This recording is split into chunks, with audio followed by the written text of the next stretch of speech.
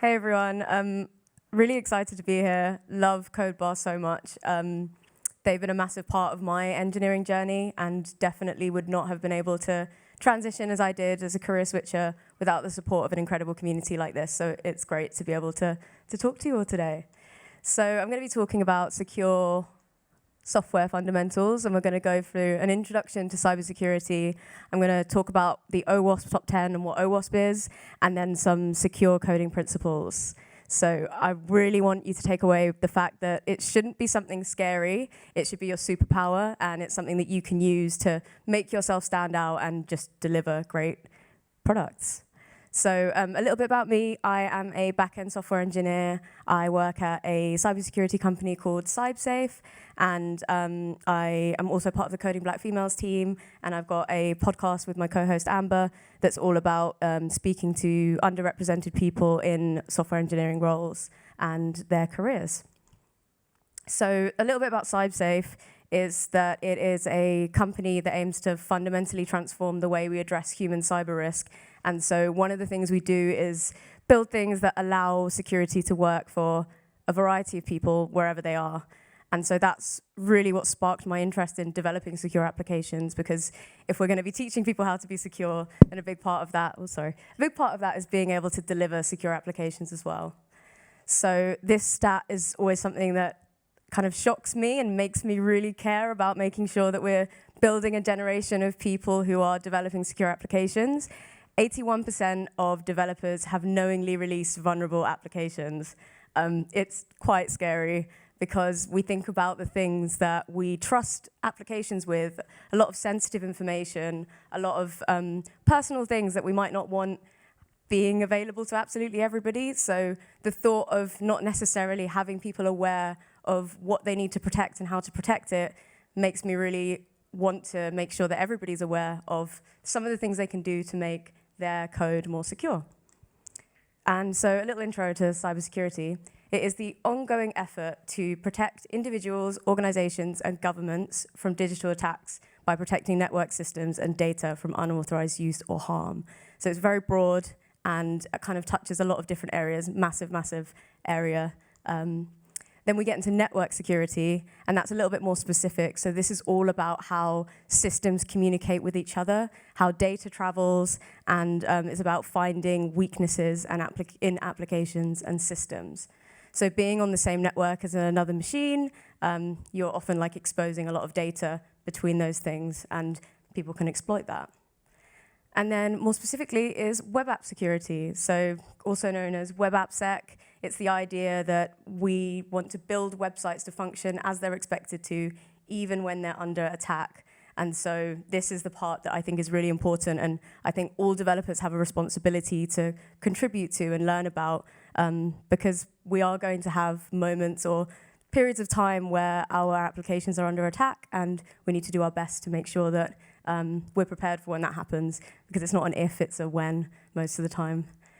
And so I think what's really key when we think about all of these things is that there's no single strategy that will guarantee success against an attack. And the point of security isn't necessarily to make it absolutely impenetrable. It'd be amazing if that was possible. But it's more about slowing attackers down. Nothing is bulletproof, and we are all able to make mistakes in our code. And I'm not criticizing anybody who isn't able to keep a system secure 100% of the time. But it's really important that we all try to implement strategies that make it more difficult. So OWASP is a collective of engineers, and it's all about creating an open and collaborative source of knowledge. So it stands for the Open Web Application Security Project, and essentially it's a group of engineers. It's an open source project, and they produce a whole load of free documentation and learning resources for all levels. So highly recommend you check them out and have a look at, well, we're going to go into some of the top 10 today. So the top 10 is the standard awareness document for developers and web application people. It represents a broad consensus of the most critical security risks to an application. So obviously 10 things isn't necessarily going to cover absolutely everything that can happen, but there's a lot of research that goes into making sure that this list is kind of covers the most the most serious vulnerabilities that an application can have. So it's globally recognized as the first step towards more secure coding. How do they determine it? It's a lot of research. There's a lot of work that goes into this, and a lot of people from across the globe contribute to finding out how exploitable, detectable, and what the impact is of a particular vulnerability. So keeping up to date with this kind of information is critical, and it's really important for the OWASP project to stay on top of that. So they do a pulse of release every 3 years. This top 10 list will change. And the key, I think, for this is to think of it as an actionable checklist, and it's information that you can use to benchmark your code. You're not always going to be aware of these top 10 whenever you're developing, but it's a really good thing to come and revisit every now and then and think about how your code may or may not stack up against those top 10 vulnerabilities. So I'm going to start with one of them, is the top 10, the number one. It is broken access control. So if we think about some of the things that a developer is responsible for, it is the maintenance of people's data and making sure that only the people that are authorized can access that. And so broken access control has had more occurrences in applications than any other category. And it is essentially a scenario in which attackers can access, modify, delete, or perform actions outside of an application or system's intended permissions. So we can think about how a normal user might access admin-only features by changing the parameters in a URL. That's an example of broken access control. And many web applications use user IDs to determine what permissions a person has. And so an attacker could potentially leverage this by simply just changing something in the URL and putting where the parameter is that says what the user ID is. They change it to a user ID of somebody that has more elevated permissions compared to them. So just changing it from 123 to 1 means that you've got like the ultimate super user access, which is pretty scary if you think about some of the things that you could do with that. So access control enforces policy, meaning that a user cannot act outside of their intended permissions. So we think about an administrator being able to do a lot more than a user can. And it's just a visual representation of like authentication working, and then you've got the access control denying access because that person doesn't have the access required. And then in the poor access design, the unauthorized user is able to access because of the broken access control. So what can happen when that happens? Unauthorized information disclosure and modification. People can destroy data, and people can perform business functions outside of the user's limits. And so one of the things that allows this to happen is the violation of a principle of least privilege, or deny by default, which is where access should only be granted for a particular capability, role, or user, but instead they violated that and they've made it available to anybody without the authentication. So I spoke about the modifying a URL as an example, and you can also, attackers can leverage that by using tools that modify API requests. So they can do this on an automated basis. If there's a kind of like a hole in the logic which allows people to do that, best believe that there will be somebody with a tool that can automate finding out where that is.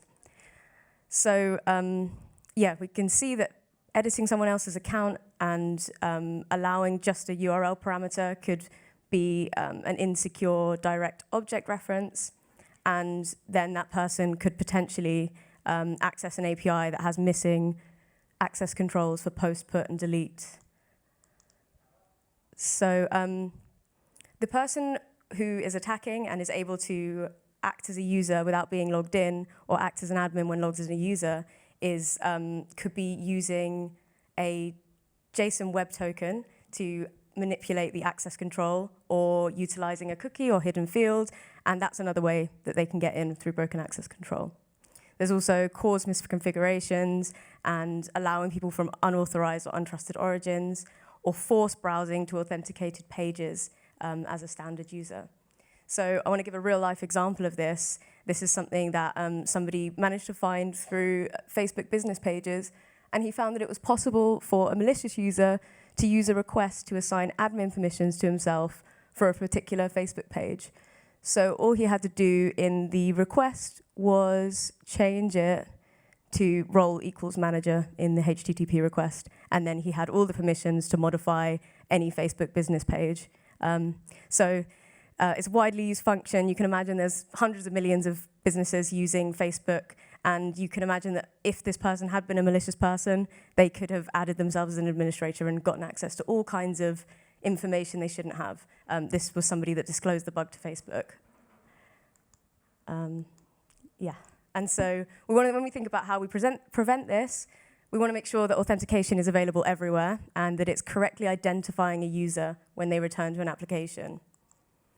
We also want to think about authorization, so deciding at the point that we're building a feature who should have access to it and how should they be, how often should we be authorizing that, and how do we perform that even once they're in and they're authenticated. And then, again, permission checking, so evaluating authorization at the point in time where they're trying to make that modification. They're trying to view that document, or they're trying to edit permissions or do the action. You need to have permission checking at that point in time. So I'm going to move on to the second one, and that is the identification and authentication failures. So I think it follows on quite nicely, and this is about people, when functions related to a user's identity, or authentication, or session management are not secure. So attackers may be able to exploit identification and authentication failures by compromising passwords, keys, session tokens, or other flaws that allow them to assume the identity of a user when they are not that user. And session management, for those who don't know, is you create sessions to keep track of anonymous users, and that allows you to then check who they are and restrict resources on the web page and make sure that they're not accessing anything they shouldn't be. So anytime you log into an account, you will be creating a session, and that session is tracking everything you do while you're logged in. And so what we want to do is, when we have a post-auth session and the user is authenticated using a password or single sign-on, we have all of the requests that they make are tied to that user. So websites and browsers use HTTP to communicate, and a session keeps those requests linked to that user. So attackers can use a whole range of techniques to exploit broken authentication, and some of them are brute force or credential stuffing, which I'll go into in a little bit in a moment, session hijacking, session fixation, and cross-site request forgery, as well as execution after a redirect, and one-click attacks. So credential stuffing is using a list of compromised user credentials to breach a system. So for example, an attack can use bots and automation, again, based on the assumption that people reuse usernames and passwords across multiple services. So if your email address has appeared on a breach list somewhere, there's a file that has all that information, and somebody can take that and then try to breach a whole load of other services using that same combination. So statistics show that about 0.1% of breached credentials attempted on another service will result in a successful login. That sounds like a really small number, but if you think about an attacker using this on an automated basis, they're able to do hundreds of thousands of requests, and at some point, that 0.1% will happen. Collection 1 to 5 made 22 billion username and password combinations openly available in plain text to the hacker community.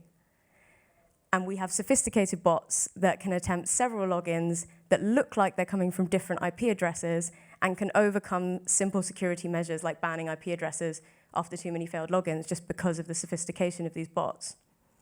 So credential stuffing is a little bit less intelligent.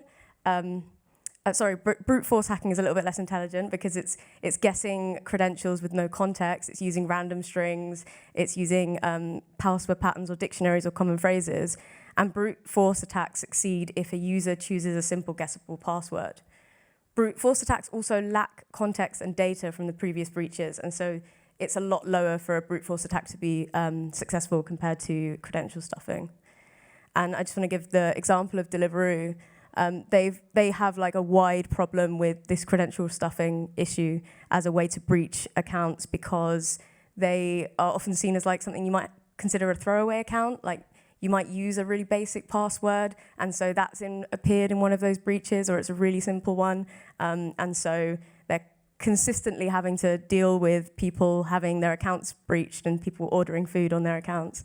And And yeah, the statement from the CEO is just that, sadly, criminals rely on the fact that people reuse the same password on multiple online services, and they continuously roll out measures. But this specific issue isn't necessarily the company's fault, nor is it something that the company has been compromised as a result of. So I think it's really important to think about these as how can we reduce the chance of identification or authentication exploitation as an individual and also as an engineer building an app. And some of the things we can do is ensuring that we have multi-factor authentication built into our apps. So that will prevent the automated angle because you have to verify your identity in another way. And also not shipping or deploying any default credentials with admin users. So a lot of you building side projects, it may not seem too important in the beginning that when you're using Create React app or you're starting your Django project, it comes with a load of defaults for the people that can elevate their permissions. But some of those things end up in production, surprisingly, and there have been some examples of like major companies having breaches as a result of that. So be careful with that one.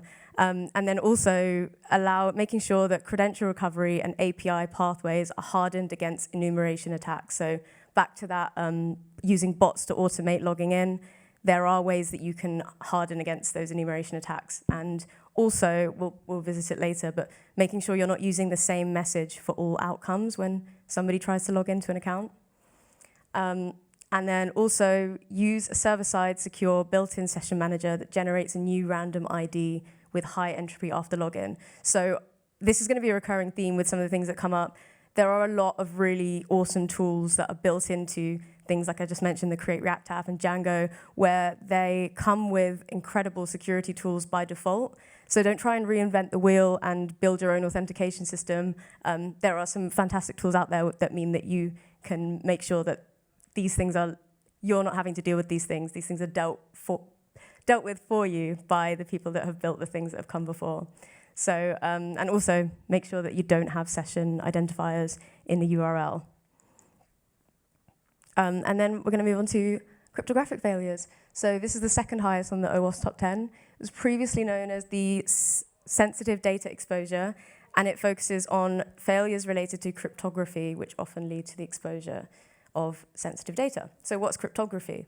It's the practice and study of techniques for secure communication in the presence of adversarial behavior. So some of the cryptographic failures that can occur is we can forget to use encryption and store passwords in plain text, which has caught many companies before. We can choose the wrong algorithms. Our algorithms for encryption are being updated regularly. It's still something that as attackers are developing in sophistication, the people protecting us from the attackers are needing to develop in sophistication. And there's also key mismanagement, so incorrectly generating keys, storing keys incorrectly, and not rotating the keys routinely. And I think the principles of this, again, it's not necessarily that you'll be able to, you as an individual developer can solve this issue, but it's just thinking about how you can classify data sensitivity, make sure you're storing only what you need, encrypt the data in transit and when it's resting, so it's at the place it's supposed to reach, stay up to date with encryption methods, and avoid out-of-date encryption methods. So one of the ways you can limit the impact of an attack is just making sure that there's not too much that can be disclosed if you were to be attacked. So always considering as an engineer when you're building a new feature, do we need this data? Do I need to store this sensitive thing about this user? Or can we go without it and it would be less kind of catastrophic? Obviously, it's different in like healthcare when you have to store really sensitive data. But if it's a gaming app, you probably don't need to know a whole load about their medical history. And so you can limit kind of the destruction that could happen if you were to be breached. And then configuration is a really key point. When you're setting up that project and when you're arranging to organize a system or an element of it, make sure that you are configuring without default settings and that you have an increase in configurable software, so you're keeping up to date with libraries and things that have new releases and patches. So missing appropriate security hardening across any part of an application stack or improperly configured permissions on cloud services. Again, just keep up to date with documentation and guidance, make sure that you're using specialists, and make the hardening process easy and repeatable. And I think the number one thing for this as well is just automate, automate, automate, and use it to verify the effectiveness of configuration. So there are a lot of like automated systems you can use now as well as to pen test an application. And I really recommend, if you've got a side project, have a go at putting your project through one of these things and see what comes back. OWASP have a whole load of tools that you can do to test your side project, and it will give you a really interesting insight into the things you might not have considered might have been vulnerabilities. And then we come back to unnecessary features enabled. So if you don't need those privileges, those accounts, that information, make sure that you are building minimally and avoiding unnecessary additions. And yeah, again, default accounts and their passwords, please change them. Be extremely deliberate. And then also a really easy one is just like when you're error handling, make sure that your stack traces or information in the error messages don't reveal too much. So this one on the left is telling you that your password is invalid, please try again. And so now as an attacker, I know that the email has a legit account, and now it's just a case of like trying a whole load of different passwords. This one says the username or password I entered is incorrect. So it's a lot harder for me to know if this person even has an account. And just little things like that will make it a little bit more resilient. And yeah, check that your production application is not in debug mode too. And so to conclude, I want to talk about why you should care about being more secure in how you're building. And I think being conscious of security and data protection makes you a more user-focused developer. You're building to protect the person using your application, and this is an incredible value add. It's a really important thing to demonstrate that you're able to think about advocating on behalf of the data and sensitive information that a user is trusting your application with. I think that writing code with this in mind makes you a much more user-focused person, and you'll be able to advocate for that user when you're building. I think you'll also be able to catch vulnerabilities earlier, so it will save you time and effort in realizing that there have definitely been moments where I've like released something and then realized, oh, crap, I've got to go and try and find and fix that. Had I been a little bit more stringent before I'd released to production and had a look, does it fit these top 10? It would mean that I'd save the time because I would have fixed it earlier, and the code is more likely to be robust. And then also, you will start to build secure code by default. I know the top 10 and some of these concepts can be quite overwhelming. I've gone through quite a lot of different concepts, but the point is that if you try and implement a little bit of this at a time, you will be building secure code by default in very little time. And I think that that is an incredible thing to have as an engineer. I think that making sure that you're conscious of the change in the threat landscape and you're keeping up to date with ways that, just as the attackers are updating their information about how to automate attacks, you're thinking about how you can be more resilient in the code you're building, I think is an incredible thing to show to potential employers, and really shows that you're considering a whole range of things. And so to conclude, I think that it will make you an incredible engineer. We all have a responsibility to think about securing whatever technology we're building, and if you're intentional about that, then you set yourself apart from other people and you bring an integral perspective to any team you're a part of. Whether you're building, you're designing, or you're testing software, I strongly encourage you to get familiar with some of this security documentation. And I think the OWASP Top 10 is a great place to start because it's a really interesting roadmap about the most pressing issues that applications are facing today.